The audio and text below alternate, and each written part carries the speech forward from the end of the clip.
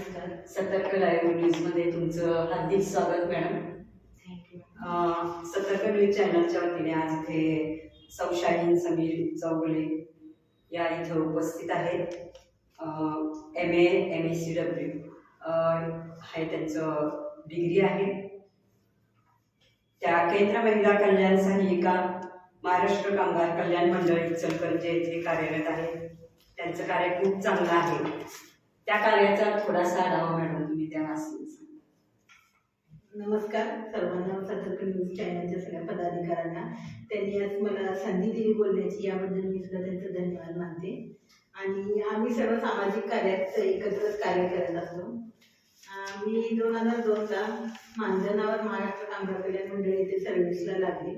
त्यानंतर 2016ला माझं प्रमोशन झालं. यामध्ये महाराष्ट्र कामगार कल्याण मंडळामध्ये महिलांच्यासाठी भरपूर योजना आहेत. शिवणवर्ग असेल, आरोग्यविषयक व्याख्यानं असतील आणि त्या सगळ्या योजना आम्ही राबवत असतो. रक्तदान शिबिर असो, त्यामुळे महिलांचा संपर्क, आमचा जनसंपर्क मोठा वाढलेला आहे आणि आमचं कार्य सुंदर चालू आहे. महिलांसाठी तुम्ही कार्यशील आहात. हो.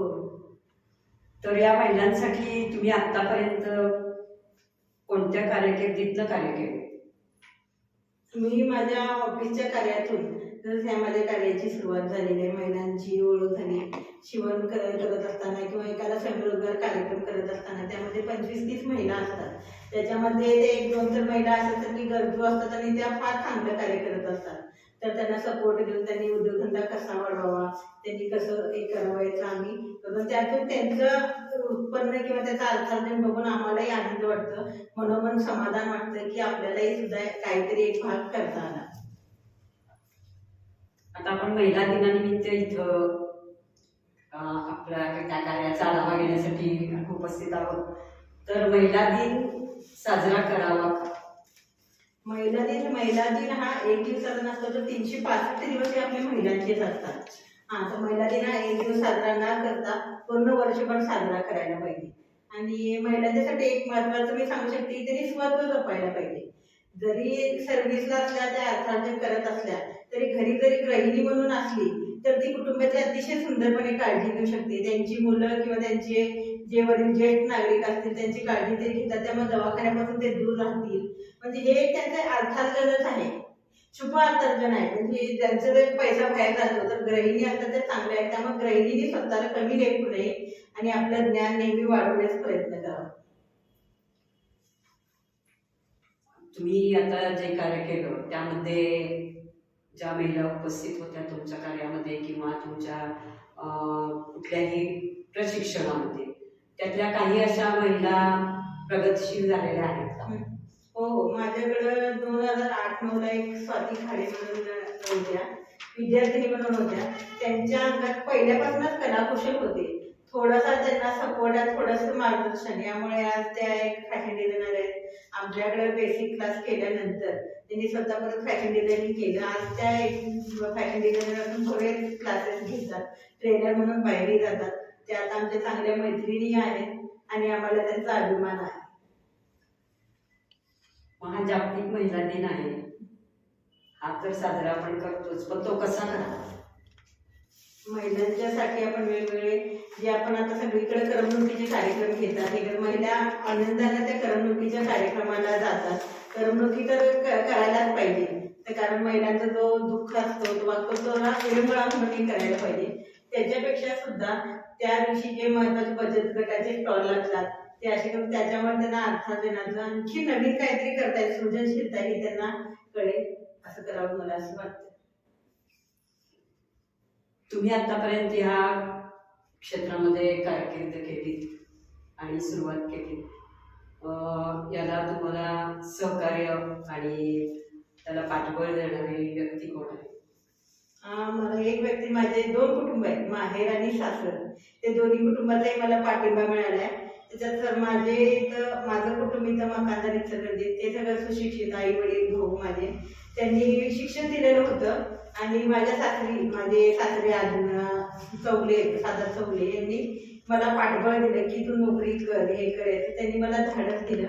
माझे पती तर नेहमीच माझ्या सोबत असतात, त्यामुळे मी आज धाडसाने सगळीकडे काम करत आहे. माझे सासूबाई, आई, जाऊ, दीर, माझी भावजय सगळ्यांचंच मला सपोर्ट आहे, त्याशिवाय मी काही करू शकले नसते.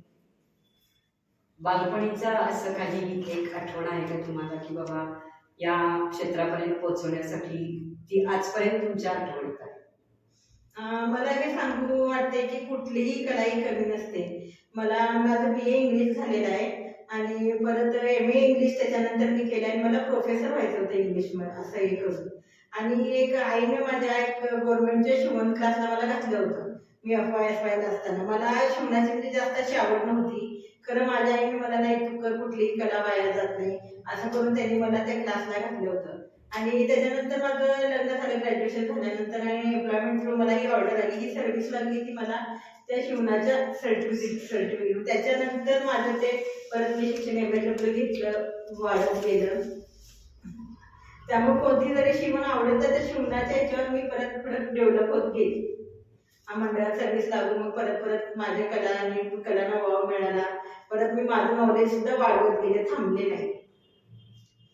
तुम्ही महिलांसाठी या कारकिर्दीसाठी किंवा त्यांच्या सक्षमीकरणासाठी काही सांगू शकता?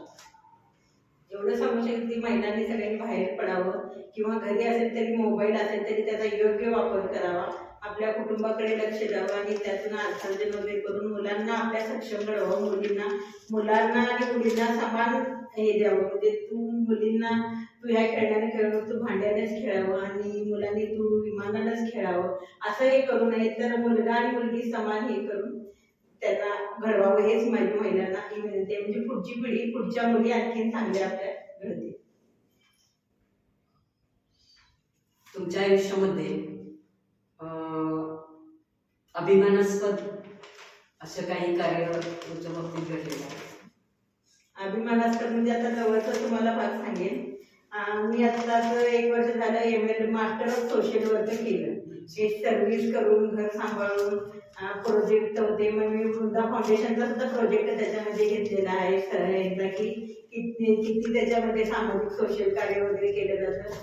हे 2 वर्षाची एक्झाम होती. फक्त एक्झाम नसून त्याला फार हे होतं कष्ट. त्याला मला माझ्या दोन्ही कुटुंबांनी मला पाठिंबा दिला आणि मी पास झाले, फर्स्ट क्लासमध्ये पास झाले. त्याच्यात ती डिग्री करायची माझी 15 वर्ष इच्छा होती. खरं मला परवाच ॲडमिशन घेतले 4 वर्षापूर्वी आणि मी आता पास झाले. माझ्यासाठी फार आनंदाचा क्षण.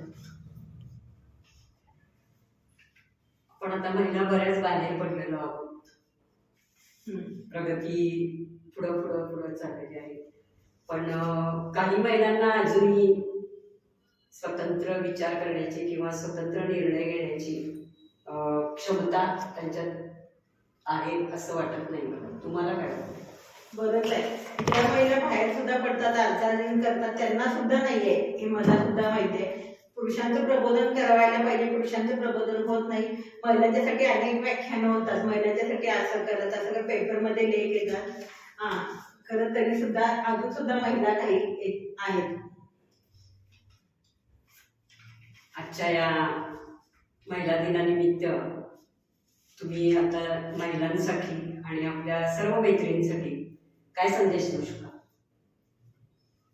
महिला दिनाच्या निमित्त मी महिलांना एवढंच सांगू शकते की त्यांनी बाहेर पडायला पाहिजे. चिकाटी जर ठेवली तर आपलं स्वप्न नक्कीच साकार होतं.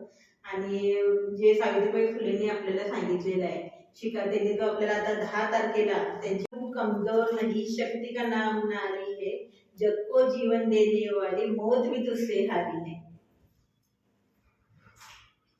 धन्यवाद मॅडम. छान कविता आहे. तुम्ही सतर्क लाईव्ह चॅनलमध्ये आलात त्याबद्दल मी चॅनलच्या वतीने आपले आभारी आहे. तुमच्या पुढील कार्यसिद्धीस खूप खूप शुभेच्छा.